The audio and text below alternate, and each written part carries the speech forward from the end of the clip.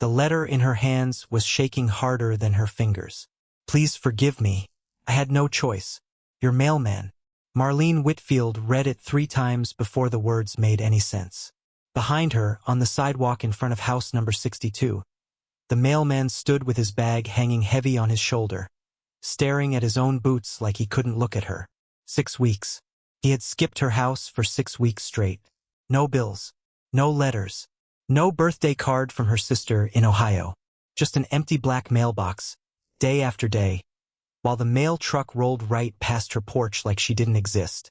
She had assumed it was a mistake, a new route, a computer error at the post office.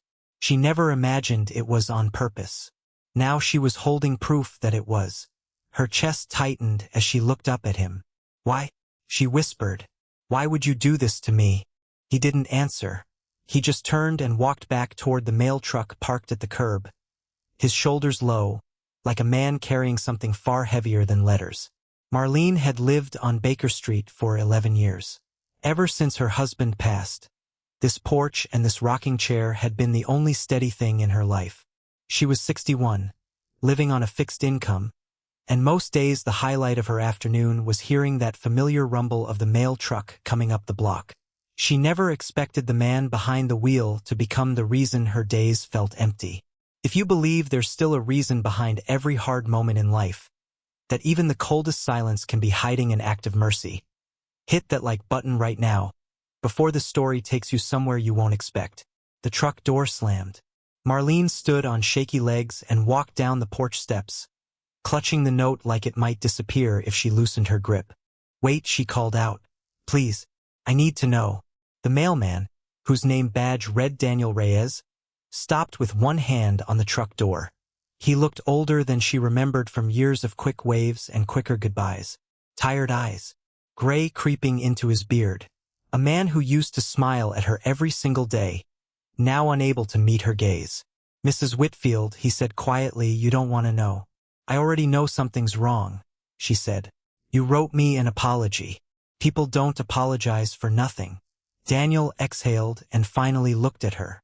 And in his eyes, she saw something she hadn't expected. Not guilt, fear. "There's a man," he said. "He's been watching this house. Watching you. I found something in your mailbox 3 weeks ago that wasn't supposed to be there. A tracking device, taped under the flag." The words hit her like ice water down her spine. "Someone's been using your mail delivery to know exactly when you're home," Daniel continued. "Every day I showed up, whoever was watching would know your schedule. So I stopped coming at regular times. I started skipping days on purpose, mixing up my route, hoping he'd get confused and back off." Marlene's knees nearly buckled. She gripped the porch railing. "Why didn't you go to the police?" she asked. "I did," Daniel said. 3 weeks ago. They said without more evidence they couldn't act. So I've been documenting everything myself. License plates, times. I didn't want to scare you before I had something solid. I'm sorry I let you think I abandoned you. That was never it." For a moment, neither of them said anything. The autumn wind moved through the trees lining Baker Street, and somewhere down the block, a screen door creaked shut. If you think this story is done, it isn't. What Daniel found in the following days would change both of their lives forever. So if you've made it this far, stay with me, because the next part is where everything shifts. 2 nights later, Marlene woke to headlights sweeping across her bedroom ceiling. A car had parked across the street, engine idling, lights off after a moment. Her heart pounded as she remembered Daniel's warning. She called him, not the post office. Him directly, using the number he'd scribbled at the bottom of a second note he'd left folded inside her screen door, just in case. He arrived in his own truck within 11 minutes.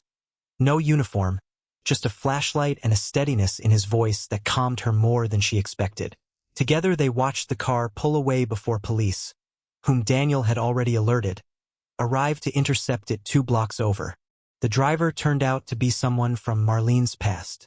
A man her late husband had once fired from a job decades earlier. A grudge that never faded, twisted over the years into something dangerous. He had been planning to break in for weeks, waiting for the right moment when he believed she'd be gone. Daniel skipped deliveries, his mixed-up schedule, had thrown off every calculation the man made. The story spread through the neighborhood fast. Reporters called Daniel a hero. He shrugged it off every time, insisting he was just doing his job, just looking out for someone on his route the way anyone should. But Marlene knew better. She knew what it meant for someone to notice a stranger's safety over his own convenience, to risk his job explaining unauthorized delivery changes rather than let harm find her. Weeks later, on a quiet Sunday morning, Marlene stood on her porch again, watching the familiar white and blue truck roll up right on schedule for the first time in what felt like forever. Daniel stepped out, holding not bills or catalogs, but a small potted plant. "Figured your porch could use something new," he said, almost embarrassed. She smiled, the first easy smile she'd had in over a month. "You already gave me something new, Daniel. You gave me my life back." Sometimes the quietest people in our lives are the ones protecting us the most, in ways we never see until it's almost too late. A skipped delivery, a hesitant apology, an ordinary man doing an extraordinary thing without ever asking for credit.